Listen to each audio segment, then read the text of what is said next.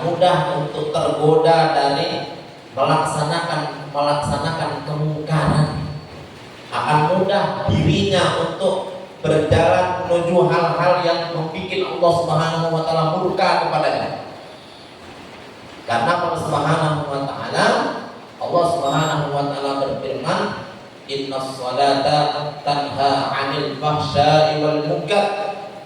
Sesungguhnya salat yang dikerjakan dengan benar pada Allah Subhanahu wa taala, yang dikerjakan dengan bagus, yang dikerjakan dengan sesuai yang diperintahkan oleh Allah Subhanahu wa taala dan mengikuti sunnah baginda Nabi sallallahu alaihi wasallam, maka salatnya tanha 'anil fahsya'i wal munkar. Salatnya bisa mencegah daripada perbuatan keji dan munkar.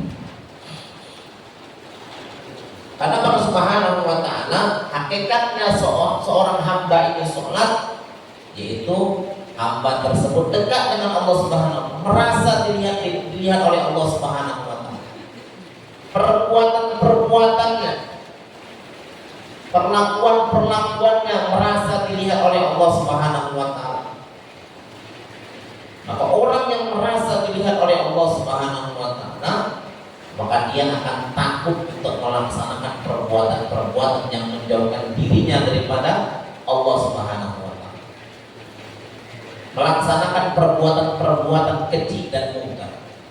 Orang yang melaksanakan sholat, maka berarti dalam hatinya dia merasa kalau dia didengar oleh Allah Subhanahu wa taala, sehingga perkataannya akan dijaga daripada perkataan-perkataan keji dan munkar. Maka Allah Subhanahu wa taala, berapa banyak orang sekarang ya, bisa menjaga perbuatannya, bisa menjaga perkataannya.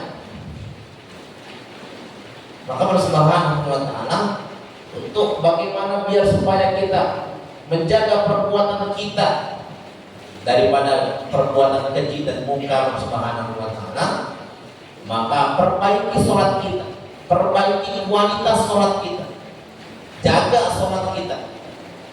Adapun ada orang yang sudah melaksanakan sholat dengan sebenar-benarnya, tetapi dia masih melaksanakan perbuatan keji dan munkar, berarti fungsi sholatnya bukan berarti fungsi sholatnya tidak berfungsi.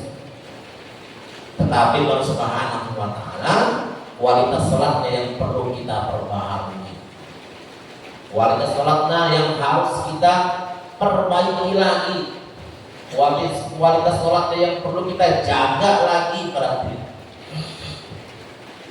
Maka Allah Subhanahu wa taala, bagaimana cara agar supaya kita bisa memperbaharui atau bisa memperbaiki kualitas sholat kita pada Subhanahu wa taala? Di dalam semua ayat Allah Subhanahu wa taala berfirman di dalam Al-Qur'an, alladzina yadhunnuna annahum mulaqu rabbihim wa annahum ilaihi raji'un. Ayat tersebut mengatakan alladzina yadhunnuna annahum mulaqu rabbihim wa annahum ilaihi raji'un. Ini ayat yang sebelumnya didahului tentang bagaimana sholat itu berat kecuali bagi orang-orang yang khusyuk.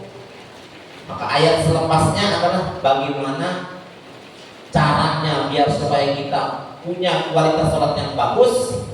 Yang pertama, alladzina yadhunnuna annahum mulaqu rabbihim. Tanamkan di dalam hati kita pada Subhanahu wa taala,